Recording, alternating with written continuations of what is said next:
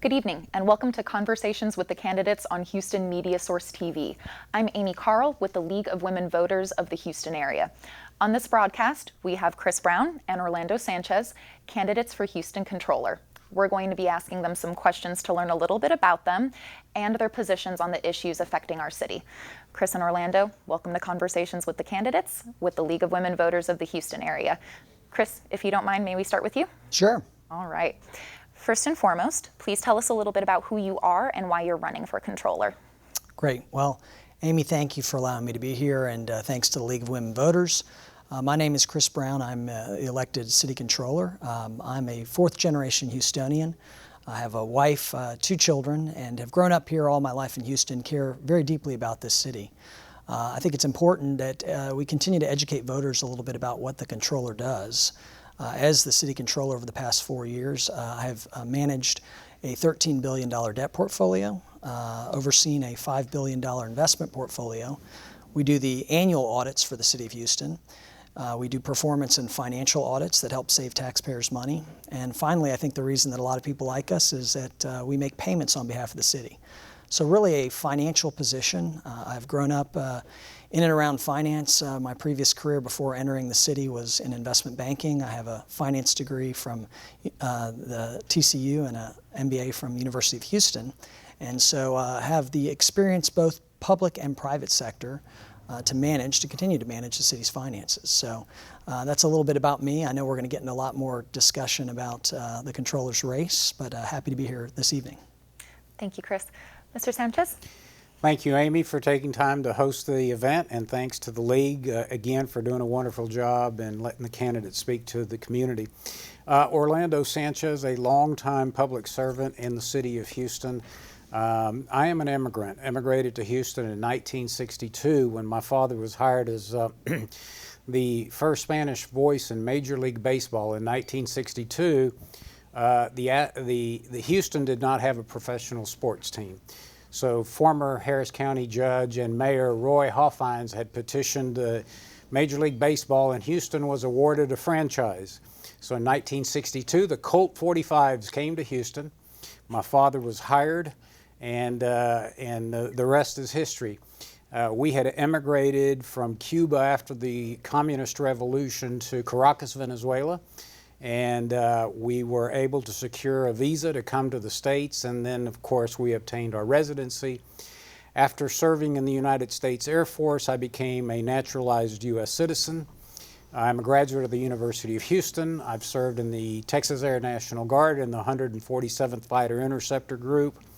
And in 1995, I ran for Houston City Council, was the first immigrant ever elected citywide, both at the city of Houston and Harris County. I've held a position of the legislative side of the ledger, so I was a 6-year city council member working with 2 mayors, Mayor Bob Lanier and Mayor Lee Brown.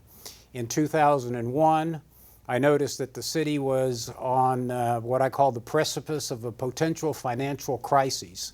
And so I ran for mayor. It turned out to be the most historic race in the history of Houston because we voted more people in the runoff, Amy, than had voted in the general election. We doubled the Hispanic vote, and I say that we were fortunate that we got 77% of the Hispanic vote. I did not prevail. I ran in 2003 and lost to Mayor Bill White, whom I think was a very capable and able mayor here in the city of Houston. A lot of good things he did are still being noticed and felt today. And then I ran for county treasurer of Harris County for the simple reason that I felt the county treasurer was not, at the time, being transparent enough with the finances of the county. And so when I ran for treasurer, I was, again, the first immigrant ever elected countywide in a non-judicial race. The first thing we did was put all of the budgets, all of Harris County's finances online. We were awarded a national award by the Sunshine Foundation out of Washington, D.C. for being one of the few counties in the United States for offering complete transparency to the voters. And then shortly thereafter, the Texas Comptroller of Public Accounts gave us the highest award we could receive for transparency. My history was of transparency. I was concerned about credit swaps that the county had gotten into that even to this day are costing the taxpayers of Harris County millions of dollars. So I called out past activities by the commissioners and made the public aware of those. I fought in the legislature to make sure that toll road users were notified electronically and not through mail. They were creating a substantial amount of fees for Linebarger, which is the law firm that represents both the county and the city for past due bills. And so I have a long history of involvement in our community, 25 years, and we'll talk more about the issues, but just giving you a little bit about myself. All right, well, thank you both. As you both have alluded to slightly in your first question, the Office of the City Controller can potentially be shrouded in mystery and a little bit misunderstood. However, it is arguably the second most powerful position in City Hall. So what in particular qualifies you to be the City Controller? Right. I need to pick. Mr. Sanchez, can we start with you this time? Pick a candidate, right? So, Amy, let me give you a little background. I'm a graduate of the University of Houston. I have spent 6 years on the City Council, and when I was elected in 1995, we had come out of one of the worst economic recessions through the 80s. Houston was so in such bad shape that the development community could not obtain building permits because we didn't have the sewer capacity to handle the capacity from new buildings. So if you wanted to build a building or an apartment complex in Houston in the late 80s, you couldn't. You just couldn't obtain a permit. And so things had come to a grinding halt. The tax base had been declining. Bob Lanier gets elected. Things start to pick up. The economy gets better. And again, 6 years crafting budgets for the city of Houston. Now, at the time, we were in the black. We paid all of our pensions. We paid all of our retiree insurance bills. And in fact, we even cut taxes. For the first time in decades, the Houston City Council reduced the property tax rate without having to have a mandate or a referendum or a charter amendment by the voters of the city of Houston. We did that voluntarily because things were economically well. But after Mayor Lee Brown was elected, we got into a lot of trouble financially, not the least of which was that the Houston City Council had received what I call bogus actuarial tables, and they had put an item on the agenda to amend the pension system of the city of Houston. Now that was abundantly obvious because all of the news agencies had reported by 2002 that the actuarial tables were bogus. And then that began the economic decline of the budget of the city of Houston because it was so onerous that the city of Houston, the administrations post-Brown, failed to make the contributions necessary to the three pension systems. As you know, we have the municipal pension system, the firefighters, and the police officers' pension system. And so here we are today, almost 20 years later, and we are a great city. We're a city that is a pioneer in space industry. We are the economic energy capital of the world. We have a leading medical center where in the 60s we had two of the greatest heart surgeons that were pioneers in heart transplantation. But we seem to be ambling from one financial crisis to another in this city. Whether it's the firefighters complaining that they're not being paid according to what the police officers are paid, to the pension crises, to accusations by all the media outlets, Channel 13 and Amy Davis at KPRC, the Houston Chronicle, that they're expending $100 million at the airport. We don't have a building to show for it. We have thousands and thousands of Harvey victims. They're not receiving any aid because the city's their pipeline has only helped 6 families, according to Channel 13. We have insider deals. The mayor has been allegedly has given a contract to his former law partner, Mr. Barnes, in excess of millions of dollars. So we're in a real crisis, and everybody in the city of Houston is asking, where's the money? And so as a former legislator, as a county investment officer, I have a certification as a county investment officer from the Texas Association of Counties that did investments. We paid all the bills at the county. We helped manage the debt and issue the debt and manage the investments. I bring that experience to the table. So I want increased audits. We have a city controller that on average has done about 6.5 audits per year. In comparison, in Harris County, we used to have about 120 plus audits on an annual basis. In fact, the auditor lived in my office at the county treasury. So increased audits, increased transparency, letting the public know where the money is, and providing innovative ideas to this city to move forward economically.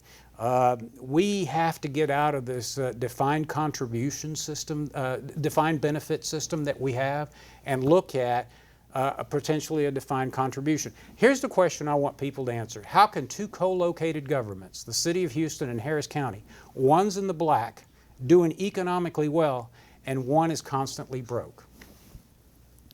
Thank you so much. You're welcome. Mr. Brown? Well, that's a lot to take in. First and foremost, I think it's important for the voters out there to understand the distinctions about qualifications. I've spent my 20-year career in and around finance. Again, have a undergraduate degree in finance, an MBA in finance, had a successful career in an investment bank, working in finance. So I have a unique skill set, unfortunately, that Mr. Sanchez does not have of financial insight and background. And I've used that from the day one that I got on as city controller. We talk a lot about the past, and really the biggest financial challenge that I ran on when I was first running in 2015 was the unfunded pension liabilities. And these liabilities had grown over a period of about 15 years. They were solely due to changes that were made in 2001 to the police, muni, and fire pensions. These were changes that were supported and voted on by Mr. Sanchez, and unfortunately went unchecked for many years until myself and the current administration got into office. We authored the Houston Pension Solution. Again, that unfunded liability had grown from a fully funded pension, as Mr. Sanchez said back when he was on council, to an $8 billion unfunded liability. It was a very difficult thing to reform the pensions. We had to go through the state legislature, but we got all the stakeholders together and we were able to solve that problem. We got an actuarial report. We made the, we didn't make the same mistakes of the past when we did this reform plan. We didn't rely on one actuarial firm like they did in the past. We actually had 3 different firms that checked all the information. And the most recent report says that $8 billion unfunded liability has now been cut in half. Important distinction now, as a result of that number being cut in half, much like if your mortgage was cut in half, your payments would go down. So the city is also now statutorily required and is making the full payments to pay down that unfunded liability over time. These are the distinctions between these 2 candidates that you're going to see before you. One, I think at the time, didn't possess the financial knowledge to understand that if you allow people to have overtime calculations to increase all sorts of vacation and sick pay into their benefit calculations, and in some cases double the credit service that they get in their pensions for certain City Hall insiders, down the road that's going to cause a problem. I can tell you if I was on council back then, the knowledge that I possess, I would have known that we would at the very least need to have a second actuarial firm. So, that's one of the things. I agree there are challenges. We have, in the Controller's Office, been able to address those. We've done now over 30 audits in the 3.5 years that I've been in office. And really the thing to focus on is what kind of efficiencies have you created and how much money have you saved?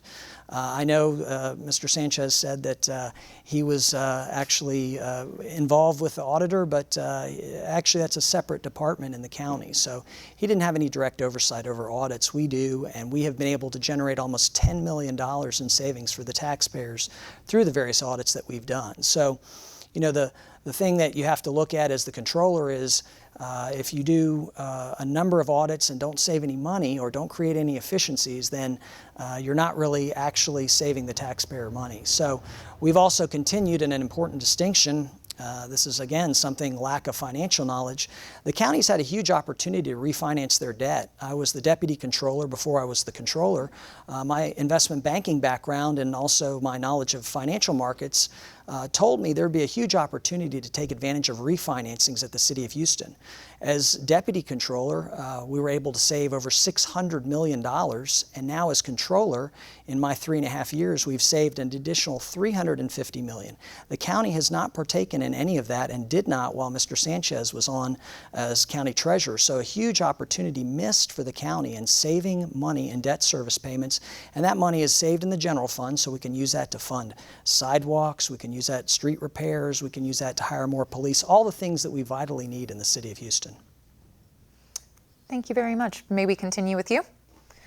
The next question is that it might be a conception that some people believe that the city controller's post is a stepping stone to the next position. Is this your intent? Well, I've been focused, as I've said to everyone, on doing the best job I can as city controller. I think over the 4 years that I've almost been in office now, have been able to get very positive feedback from people all across the city, even most recently through the Proposition B pay parity discussion, which I know we'll probably talk about a little bit more this evening, getting the term honest broker and really have provided leadership and sound financial acumen and insights to help solve these problems that we have at the city. So my focus is on getting reelected as city controller. I think there has been a history of people that have gone on to higher office. I tell everyone, I live in a household and under the rule of happy wife, happy life. So you'll have to ask my wife, if I'm allowed to continue in a political career. But I really think this job is the ultimate and best job that suits me, and with my financial background, I'm uniquely qualified for. Mr. Sanchez? Been there, done that, Amy. Obviously, I've run for mayor of the city of Houston twice. Again, as I told you, probably the most historic race in the history of Houston. But and I'm 61 years old. When I'm elected controller and sworn in, I'll be 62. I'll serve for 8 years. I'll be 70 years old. It'll be time to go fishing. It'll be time to relax a little bit. So no desire to run. A number of my friends did call, and business interests asked me to run for mayor. This go around, I declined. But let me go back to a couple of things. First of all, the county, and I participated in the bond closing, constantly refinanced debt to save the taxpayer monies. So it's not, the city of Houston is not that shining, brilliant financial institution that is well run. As every voter and everyone watching us tonight knows, that the city of Houston is in a financial crisis. Every media outlet is asking about it. And one of the reasons I decided to take a look at it was because I think there's a lot of things that we can do to improve the financial situation of the city of Houston. I've served on the board of directors of a growing bank for over 15 years. I spent 6 years on the legislative side of the ledger as a city council member, helping oversee multi-billion-dollar budgets. I spent 12 years as the Harris County treasurer. And yes, Chris is correct, because the county's constituted a little differently by the Constitution of the state of Texas, whereas the city, being a home rule city, has a charter that they operate under. So in Harris County, you have the budget office, you have the county treasurer, and you have the auditor's office. The auditor is independent and conducts well over 120 audits on an annual basis, both risk-based audits and statutory audits. Now, Chris just mentioned that he has done over 30 audits. In his entire term of office as controller of the city of Houston, 30. And so many of those are what's called follow-up audits. That's not an audit, but yet they're listed as audits. So let's get real. The number of audits are less. And furthermore, let me tell you this. One of the largest departments in the city of Houston is the Houston Police Department. The last time the Houston Police Department had a complete up and down audit of their entire operations, and everybody knows what's going on in the Houston Police Department right now. The last time the police department was audited was 2011. Over $3.5 billion of taxpayer money have run through the command staff at the Houston Police Department, and here we see raids being executed upon innocent citizens. Just the other day, they were at the wrong house. They threatened to shoot the dog, and they figured out, well, we're at the wrong house, and so they left, didn't apologize. Everybody knows that the clearance rate for crimes in the city of Houston have declined precipitously. So citizens are left to wonder, what is going on with the taxes I'm paying? Less than 30% of the crimes, burglary crimes, are resolved in this city. Everybody remembers they had rape kits stacked to the ceiling. You know, we amble on from one crisis to another, whether it's financial, whether it's at the airport, whether it's the debacle in our streets. Now we're under EPA sanctions, and we have to issue billions of dollars for the rehabilitation of the infrastructure because we didn't keep up with it over the years, in spite of the fact that we told people that we were going to institute a rain tax for drainage, and that we were going to once and for all make sure that the Water Sewer Enterprise Fund, the money was kept for the rehabilitation of the infrastructure. That hasn't happened. And so we keep raiding these funds, and so now our infrastructure with sewer treatment is not up to snuff, and we just signed an agreement with the Environmental Protection Agency. Our streets are falling apart. Our police department is not performing as it should. And on top of that, the ratio of police officers to 100 citizens is well below other major cities in America. So people are wondering, what's going on with our tax dollars? Our firefighters are complaining that the apparatus are not working properly. In fact, I ran into the medical chief the other day and said the defibrillators that they have in the ambulances are the same ones I donated years ago. Wow. Excuse me. Thank you very much, Mr. Sanchez. Since it has come up several times in this discussion already, I figure we should probably just rip off the Band-Aid and discuss the issue that's on the forefront of everyone's mind, and that is the pension parity issue. In your opinion, what is the best path forward to address this issue? And Mr. Brown, if you wouldn't mind kicking us off. Yeah, just some clarity. I think you mean the pay parity issue with Proposition B. Excuse me, yes. Firefighter pay parity. Yes, thank you, sir, I appreciate it. Well, first and foremost, this has been an issue that has very much occupied the minds and time of us at City Hall. You know, I've said from the very beginning that the solution to this is getting a collective bargaining agreement, which is the union framework tool that firefighters on the state level, the contract that they have for all their union agreements. The unfortunate part is we have not been able to get the two parties to the table to be able to agree on an agreement at this point through collective bargaining. The challenge, again, and something that I've been a big part of, is that defining pay parity and what those costs are has been very difficult. And really, I think the only way we can get a true identification of what the costs are, and I think that's the heart of the matter, is that we need to do that through a collective bargaining process. So my hope, and I think for the taxpayer and the taxpayer's watchdog, is that we get a collective bargaining agreement, because two things will happen. Number one, we'll finally put a cost on pay parity that both parties will agree on.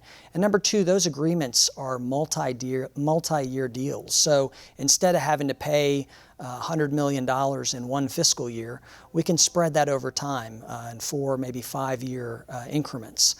That's the best deal for the taxpayer, and I think that's something that I continue to be vocal about and trying to help to work to get the administration and the fire union together to solve this problem. But it is an ongoing challenge. And again, another thing that I've been talking about, and this is a larger framework, is the structurally imbalanced budget that we have at the City of Houston.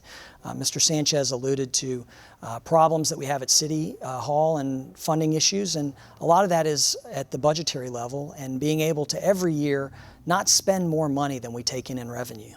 And that's been something that unfortunately has been very difficult for the city, and something I've been very vocal about, to have a balanced budget and a structurally balanced budget. And essentially it means that we don't take any one-time financing sources, selling property, dipping into our savings account every year when we pass our budget. The challenge, if we don't get a collective bargaining agreement in place, is that we might be hit with a large payment at some point in the future, and then we would have to find a way to pay that money. We need to have a multi-year agreement in place, I believe through collective bargaining, and we need to work towards including that in as part of a structurally balanced budget. Something that, again, I've been vocal on, I've been working on, and we're moving towards. We've made huge steps with that with the pension reform. Again, we are no longer deferring any payments in our pensions every year. We had, for many years, deferred in police and municipal plans hundreds of millions of dollars, and now we're on the right track with that, but we need to still work towards other pieces like the pay parity to make sure that we're making smart fiscal decisions that put the city in the most beneficial position going forward financially. So Amy, I want to give you a little background. The problem with the city of Houston is that, Chris says that he's done his job because he's announced to the public that we have a structurally imbalanced budget. That's like getting up and saying the sky is blue. I mean, we know that. Every news agency in this city, every business organization, whether it's the Greater Houston Partnership or the Sea Club or banking institutions or even the rating agencies, know that Houston is fundamentally imbalanced with respect to the budget. So that's like saying the sky is blue. Well, why is the sky blue? Well, because the rays of the sun hit, you have to give people a reason why the budget is structurally unbalanced. And you can't do that performing just 6 audits on an annual basis, never looking under the covers of the largest departments in the city of Houston to offer ways to improve operations, ways to save money, ways to cut waste, and so that can't be accomplished. But going back to the pension and parity issue, the problem lies in that too much, even though we are a home rule city with our own charter, sometimes, particularly with the pension issue, too much is handled in Austin, Texas.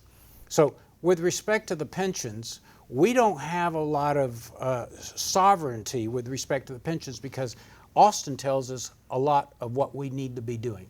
And this problem started years and years ago. So back in the 90s, we had a state representative by the name of Sylvester Turner. And we had a state senator who was a former Houston firefighter by the name of Mario Gallegos. And we had another Houston senator that worked together to ensure that the pension systems of the city of Houston got taken care of. So the state legislature basically said, yes, pensions, whatever you want, you get. And I don't know that this is legal, but the contributions made to the pension system, part of that money is taken and used to hire lobbyists in Austin for the pensions. Meantime, the city of Houston hires lobbyists to go lobby legislators. So we have competing forces internally in the House. We have hired lobbyists for the pensions, arguing strictly for the pensions. We have lobbyists hired by the taxpayers of the city of Houston, arguing for the city's position. So we have structural issues that need to be addressed. And part of those is making recommendations to changing that structure is part of the reason I've decided to run. I think that, for example, I say to people a lot of times, we really haven't had a city controller since George Grenius. George Grenius was a burr in the saddle of Mayor Bob Lanier. George was always preaching to the public of the dangers of increasing debt. And he came to city council and he reported to the city council. Lately, since 2001, we've had city controllers that appear to be more employees of the mayor than they are a sovereignly elected position. Example, Sylvia Garcia had announced many years ago as city controller that she was going to audit departments, which is her job, according to the charter. And the city attorney issued an opinion and in fact instructed Mayor Lee Brown that his department heads did not need to respond to the city controller. I mean, that's when things really began to come off the rail. And so what I'm saying is that we need an independently elected sovereign controller that answers questions for the public, the business community, and serves the city council, as well as providing information to the mayor of the city of Houston. We can change those things structurally. We have to start looking at the city charter. And let me also say this, that I think term limits exacerbated the situation in the city of Houston. With respect to the pensions, I don't need to remind you that every mayor post Lee Brown has borrowed $1 billion and informed the taxpayers of the city of Houston and our firefighters and police officers that we have resolved the pensions problem. Not the case. And so we just borrowed, this administration borrowed another $1 billion, said we created the corridors. Chris is saying that we are meeting our entire pension obligation this year. I challenge the voters to look and see if that's true. Now, Mr. Sanchez, you just mentioned something that I think is a great segue into the next question, and that is that the city controller is an independently elected position. So, given the structure and the confines of the position, in an ideal world, what does your definition of fiscal responsibility look like for the city of Houston? You want me to answer first? You may. Like any household, you make $100,000 a year, you don't spend more than $100,000 a year. Because if you do, you've got to whip out the credit card, or you've got to march down to your bank and borrow, or you got to take a loan out against your home, the equity in your home. So you begin to get into financial difficulties. If you go to the credit card companies, they're going to charge you an exorbitant interest rate. And that happens in the city of Houston. For example, the rating agencies, the ones that do rate us, have warned the city of Houston about its financial condition. Every time there's a diminution in the rating of the city of Houston by the rating agencies, the cost of the debt service goes up exponentially. It's a substantial increase. It'd be like saying your credit card interest, because you fell behind or your credit rating is not as good, your credit card interest rate went from 12% to 18%.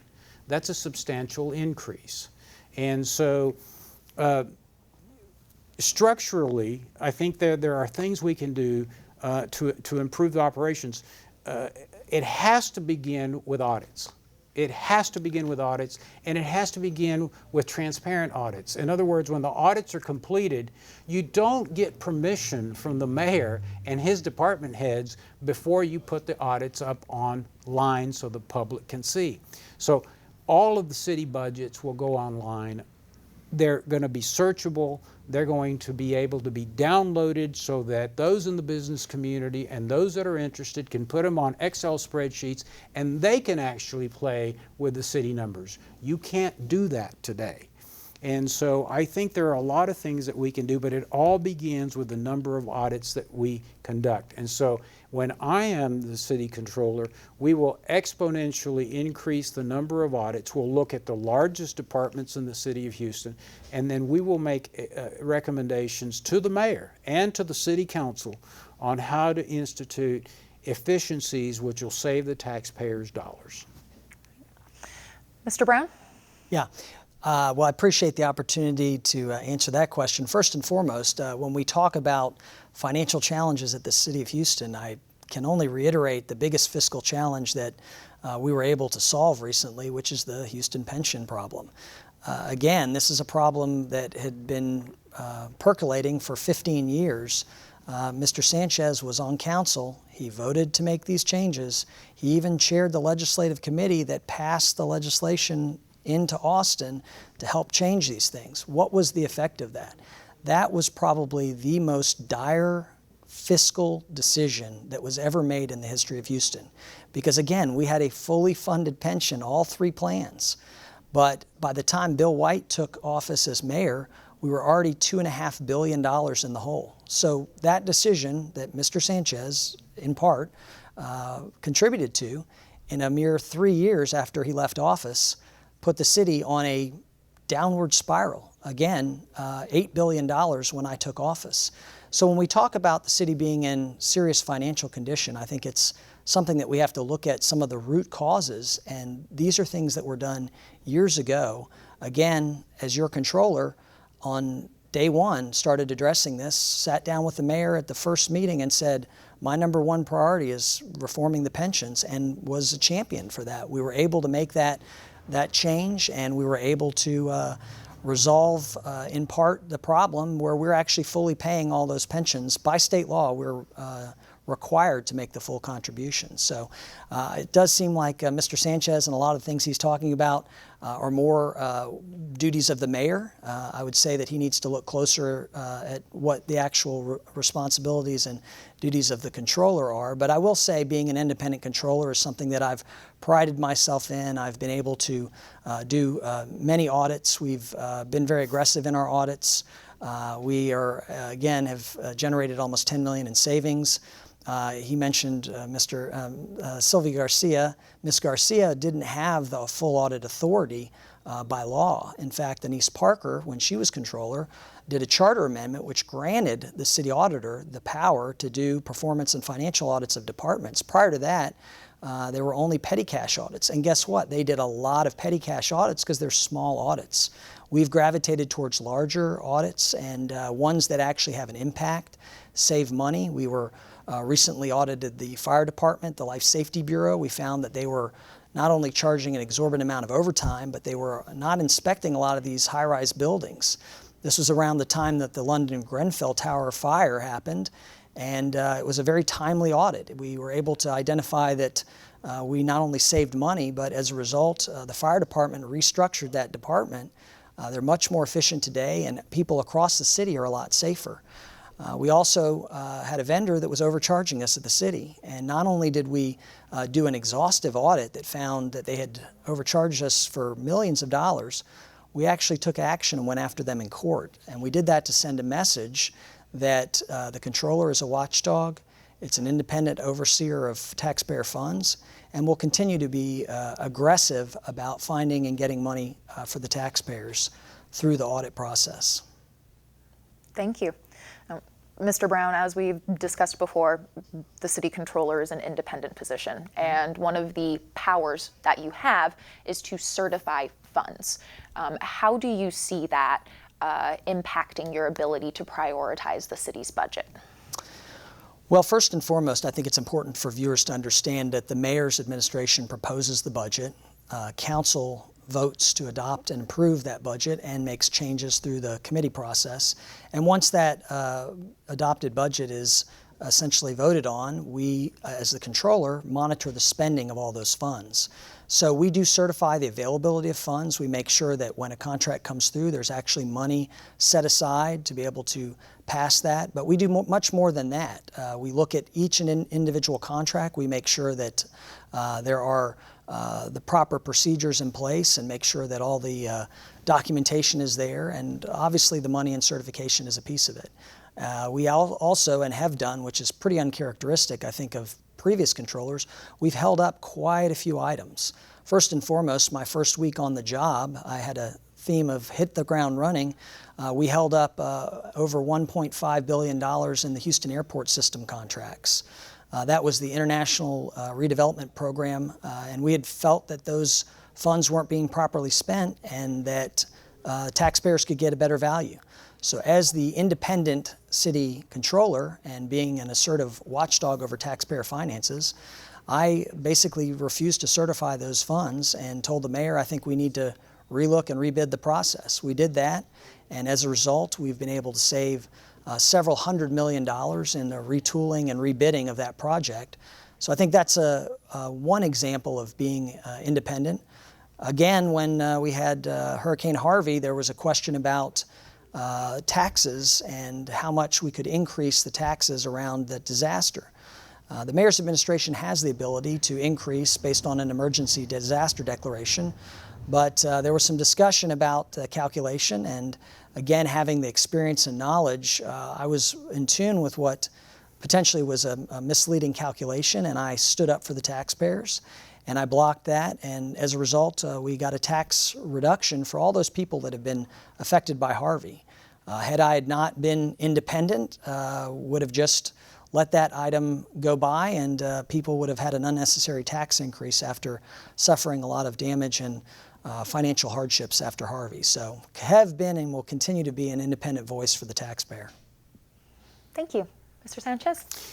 Well, let me go back real quick, Amy, because at the outset, I told everybody that I had run for mayor in 2001 against Lee Brown because I thought the city of Houston was on the precipice of a potential long-term financial difficult road. And the reason I did that, and I laid it out, is because we did vote on the pension system that was presented to us by the actuarials, and everybody found out that they were bogus numbers. And so that's one of the reasons, the primary reasons why I challenged the incumbent mayor, because I felt that he had a duty to go back and tell the city council, we need to redo this. Those actuaries gave us bogus information, and my administration presented it to the city council, and that's the only information the city council had to move on with. And so that's the reason I got involved and began to sort of sound the alarm bell that the city of Houston was going to have an extremely financial difficult road ahead if this was not brought back to the city council and amended. So it's not fair to say that we voted on information that was accurate. It's well recorded in the Houston Chronicle and all of the media sources that the information provided by the administration was bogus information. And you can't operate a business in a professional manner with bogus information. We had a company in Houston that about the same time operated on bogus information. It was called Enron. And so when we saw that the actuaries had actually lied to the administration and to the city council, we demanded, and I challenged Lee Brown to make sure that that was fixed, and it never was, even to this day. And so I wanted to make sure that the public knew about that. Now, there are a lot of things that we need to do. It's interesting. Again, I go back that you can't have healthy financial information performing 6 audits a year. And if you really were the watchdog for the taxpayers and you really do want to hold up contracts that look suspicious, why on earth wouldn't you sound the alarm bell when the mayor gave his law partner a multi-million-dollar contract out of Harvey money to go out and find Harvey victims? That's just unacceptable. It's unconscionable, and I, as controller, would certainly have said this is highly inappropriate and probably would have withheld the funding for that, even though that the controller says, oh, that was perfectly legal. Well, I think that's a great point. We actually did hold that contract up. We did a thorough review of it. There is some question ongoing about that. I agree. I think it still will be reviewed, and we're still looking at it. But I want to go back to the point about the pensions. And, you know, Mr. Sanchez says bogus information, but, you know, he was the chair of the legislative committee. One of the actions that was done in the review or in the redo of the pensions was they enacted a Plan C. Many people don't know about the municipal pension Plan C, but essentially the Plan C gives executives and insiders in the city double credit for every year they serve at the city. So just think about that.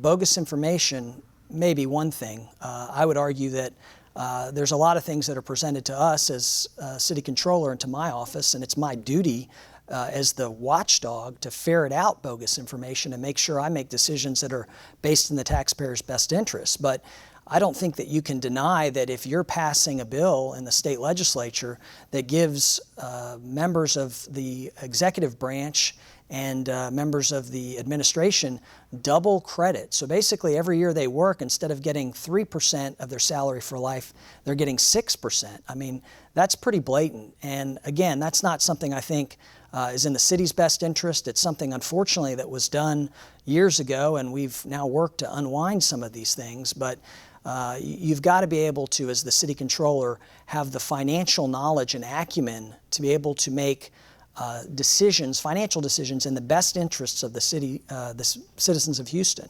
And if you simply don't possess that knowledge, it's impossible to be able to make those decisions. And again, this is a clear distinction between me and Mr. Sanchez. If I had been there in that time, I would have said, wait a second, we need to have a third auditor or a third actuarial firm, as we did when we did the redo.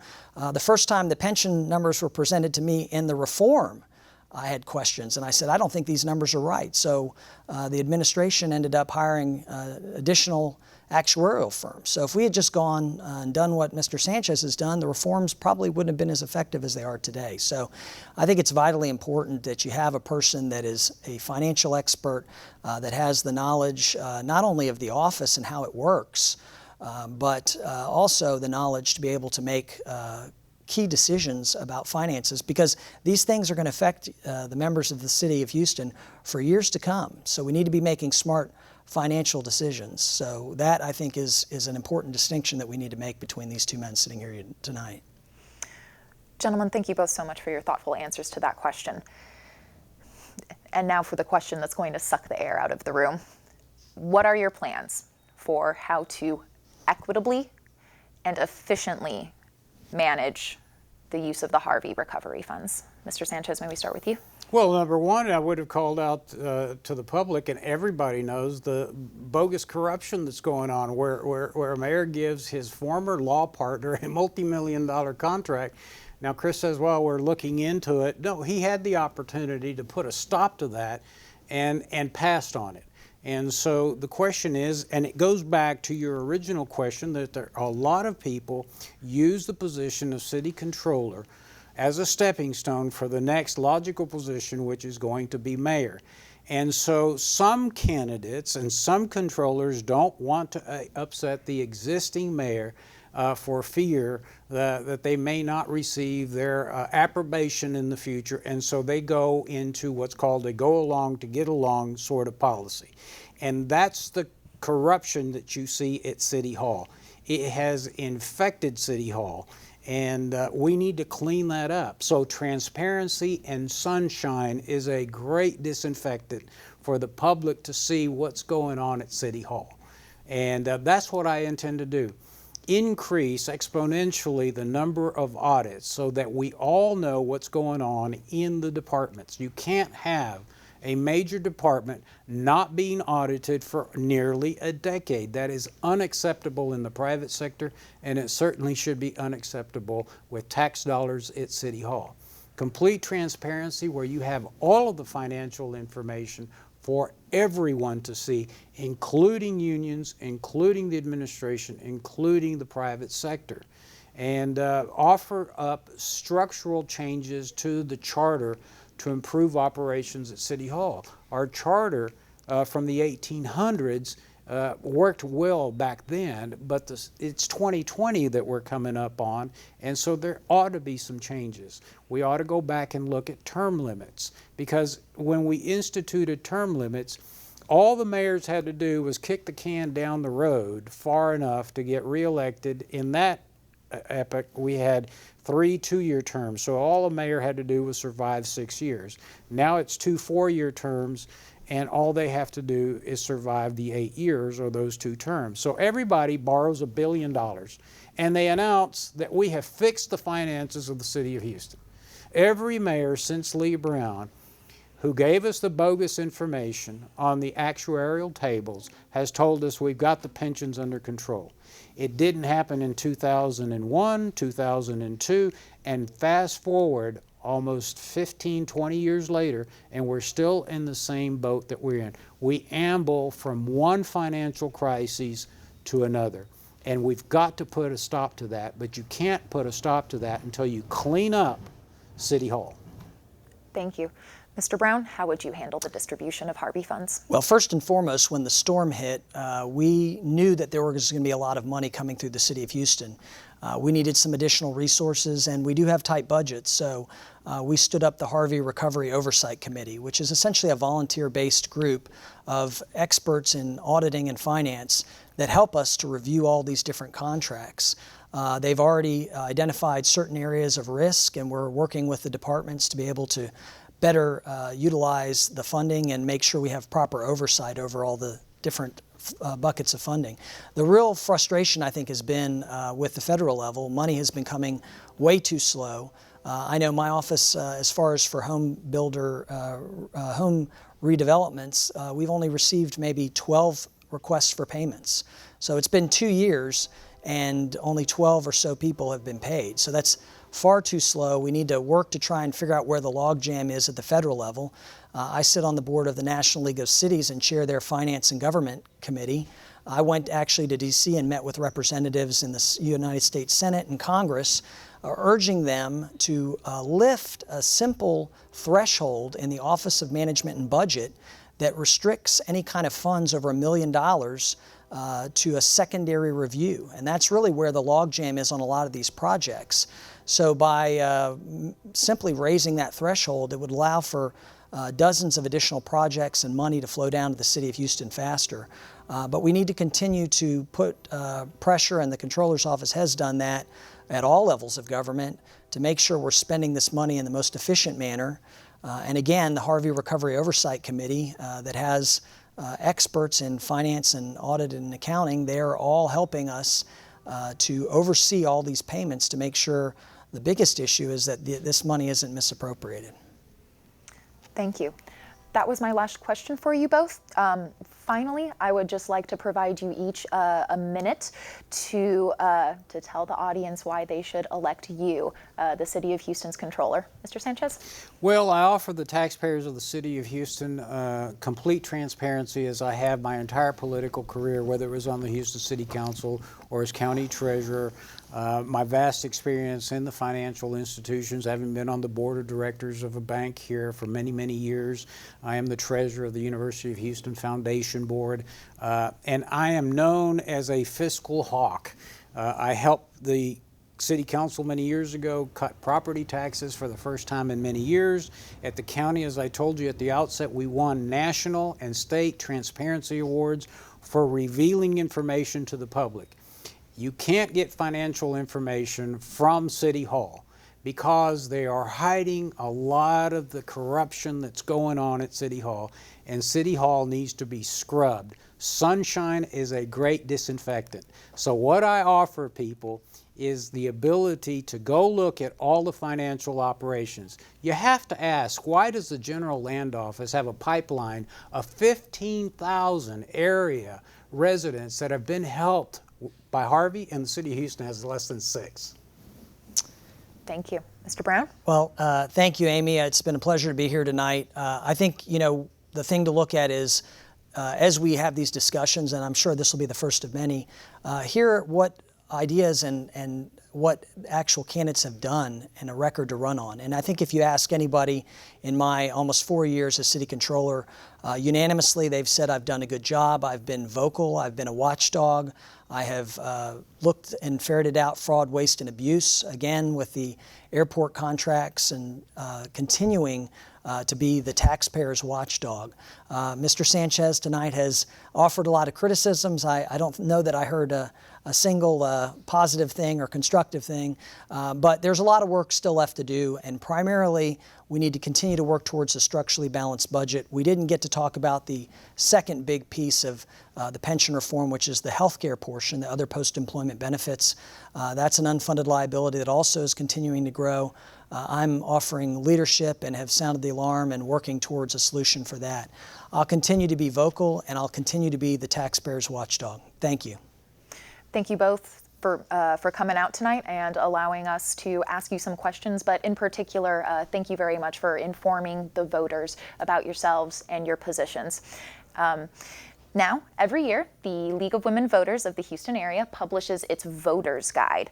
The guide is where we pose a set of questions to candidates from a number of local elections and ask them for a written response. The Voters Guide will be available in mid-October before early voting. It will be available in print as well as on our website, www.lwvhouston.org, and the League's 411 app. We also have it available in Spanish, Vietnamese, and Chinese, as well as English. We're also putting together a handy-dandy guide to help voters learn about the new voting centers that will be available to Harris County voters on Election Day, statewide constitutional amendments and local issues, and all of the candidates for Houston city elections, the Board of Trustees for the Houston Independent School District, and Houston Community College. In just a few days, Houston Media Source will post this program on its YouTube channel, and it will also be available on the League of Women Voters of the Houston area's Facebook page. For the League of Women Voters of the Houston area, I'm Amy Carl. Thank you so much for watching Conversations with the Candidates on Houston Media Source TV.